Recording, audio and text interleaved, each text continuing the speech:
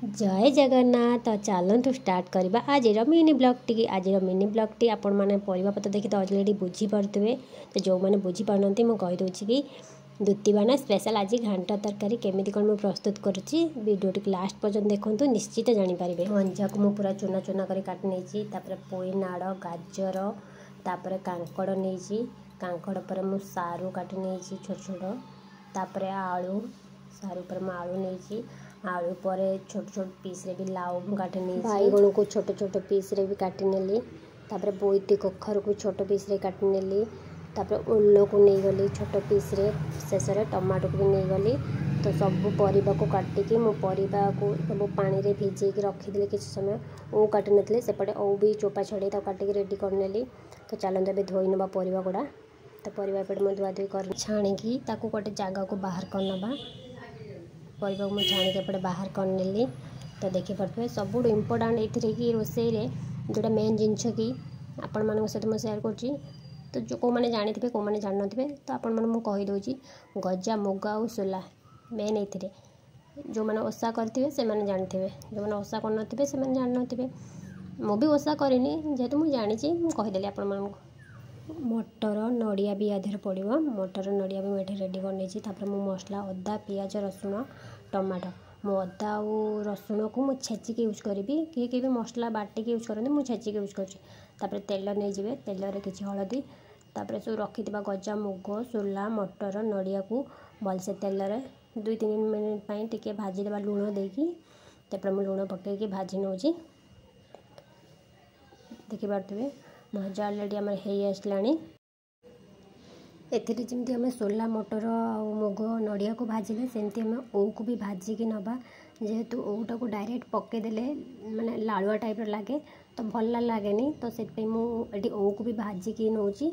तो किए डायरेक्ट भी पकई दिखती जोड़े भल लगे मु भाजिकी नौची। तो आपण मान हिसाब से करेंगे मु किसी तेल नहीं गली तेल रे लुण हलदी देदेकी ओटा को भी भाजी नेली अल्प भाजबे जस्ट खाली संतुली की बाहर करने एपटे मोर ओ भजा रेडी हो गला ओ को भी बाहर करनबा। तो मु डायरेक्ट ए तेल यूज करूनी आर मु डायरेक्ट ए परिबा को ऐड कर नौची। देखिपे तेल कहीं घांट तरकारी बेसी तेल हेल्ले भल लगे मु नॉर्मल करुँची आपण सहित शेयर करुँची आपको जब भल लगे आपण करके निश्चित खाइबे बहुत भल लगे। तो या पर मु भाजिक रखि मटर सोला नड़िया सबको देदेली गोटे नड़िया मु मटर सोला सहित अधा भाजिक नहीं जाइली आउ अधा थिला मुझे कोरिके नहीं जाइए। तो देखिपे तापर हलदी पकईदेवा हलदी पकईकि सब मटर सोला परिबा को एका सांगे गोले नवा गोले नहीं सारा पर ता देहरे लुण पकईदेवा स्वाद अनुसार लुण मु पकई नेली लुण पकई सारा पर किसी समय घोड़े की रखीदेली परिबा ये किसी समय सीझीगला। तो चलो देखा तो परिबा अल्प टिके सीझीला तादेह मु ओ को देदेली कहीं आगुरी पकईला ओटा अधिक खटा हो जाता परिबा भी भल सीझी ना जेहेतु खटा आगर पकईले परिबा भलसे सीझेनी। तो से मु अधा सीझला ओ को देदेली ओ सांग को पानी भी देदेली। एबे किसी समय आम घोड़नी देदेवा घोड़नी देदेकी सीझापी छाड़देवा। तो सीझिला भितर मु मसला सेपटे रेडी कर नौची मसला अदा और रसुण अदा रसुण को मुझे छेचिक यूज कर मसला सेपटे रेडी कर सारापर एपटे आसला भी मोर परिबा सीझिक पूरा रेडी हो जाए बाहर करनबा।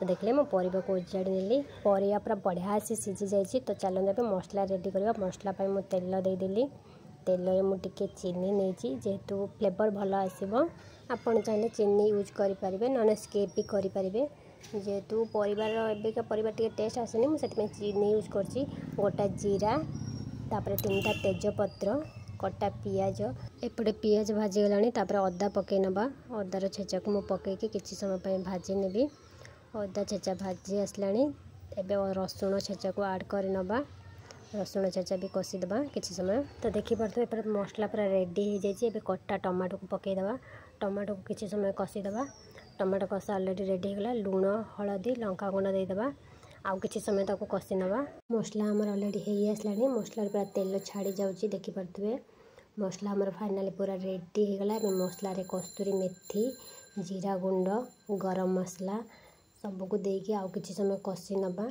मसला पूरा रेडी होगा। तो ये तादेह जो रखि परिया को देदेवा परिया को देकी अल्प अल्प करके कषिबा जमी मसला परिबा सब भल भाव मिसीज तो देखिपे परिवा मसला मोर पूरा मिसी जाइए तरकारी भी फुटी आसला गरम मसला ऐड करदेली। तो देखिपे मो तरकारी पूरा रेडी हो गला स्पेशल दुत्तीवान घांट तरकारी। आम आड़े तो दुत्तीवान किए भी कहते दुतिया आपण एरिया कौन कहते कमेंट करके निश्चित कहे। आपण मैंने जदि एमती नुआ नुआ रेसिपी वीडियो देखा चाहते प्लीज़ जाकि मो चैनल को सब्सक्राइब करनी। रही जय जगन्नाथ।